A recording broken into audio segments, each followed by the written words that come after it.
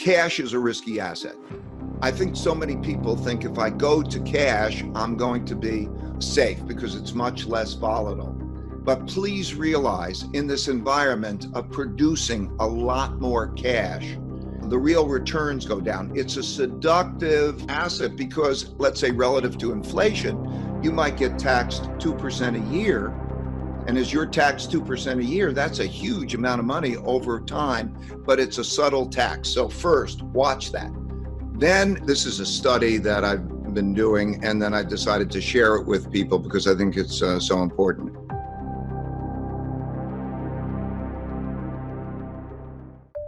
A number of years ago, first with 2008, we got into a monetary situation, of course, where we're printing money.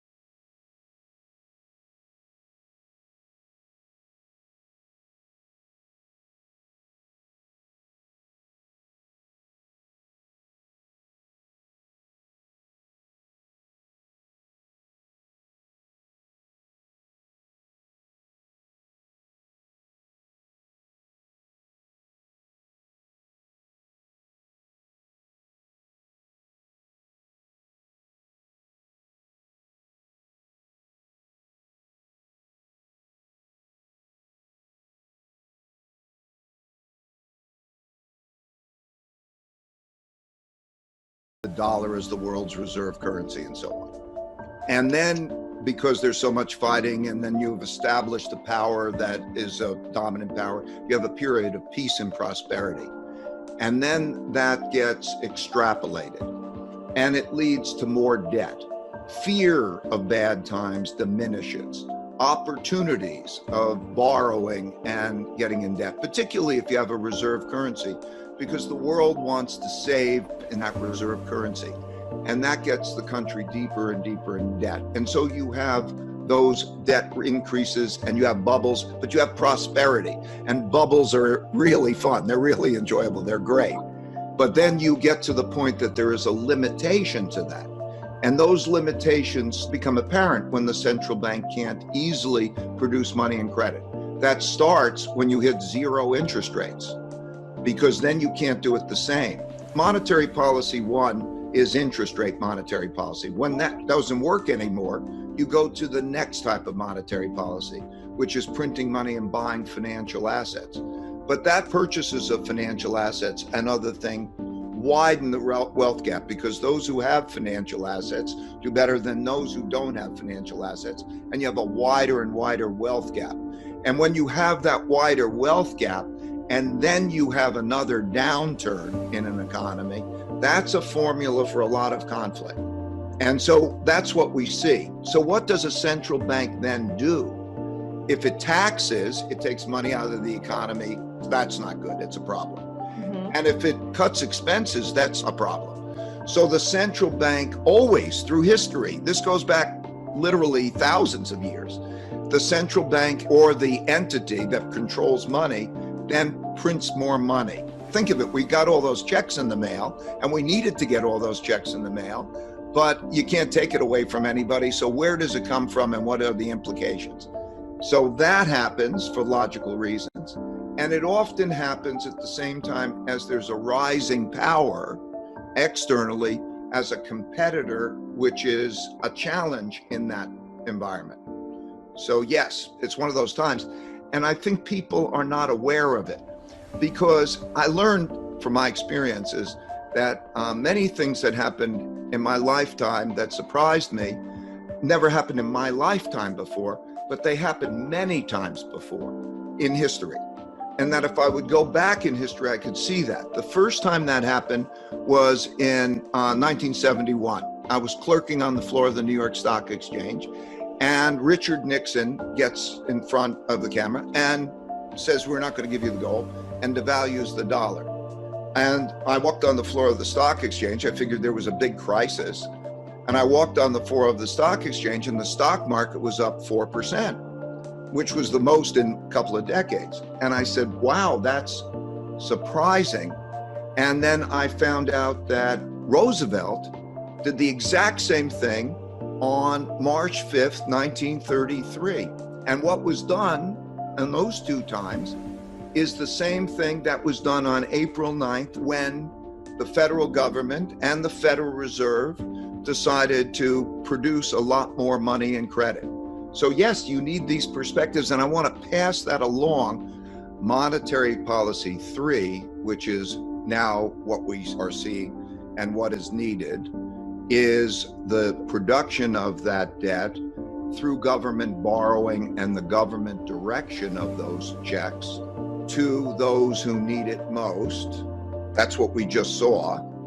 And that being then monetized by the central banks. And so we're in a new era, okay, of monetary policy 3, as I call it. Monetary policy 3 will mean that the free market will play a much less role in determining those capital market flows, that the government, as we come into the future, will be thinking, how do I get that money to those who need it the most? So it'll be a highly political decision, much more political than it was in the past, and that the central bank then will monetize those political decisions. So monetary policy 3 means there's that type of cooperation. So those are the two dimensions of the big change environment. You're going to see much more government influence and direction of where money goes, which will have a big impact on not only the economy, but of markets. You have to watch what they're going to spend their money on, and they have to watch where they're going to get their money from, what taxes and so on means. The government will play a bigger role. And it also means that there'll be much more debt that is monetized. And that has implications for the value of financial assets. It has implications for the value of the currencies and so on. When you get to the end of the arc, if money is hard, when it was connected to gold or it was gold, they always broke that link. And if it was soft, they would always print more money. And you can't raise living standards by printing more money. You can redistribute it. Certainly the money that is being received by those in the form of checks and they go out and spend it helps their living standards. But what it does is it diminishes the value of that cash, and it diminishes the value of bonds, because bonds are a promise to receive a lot of currency.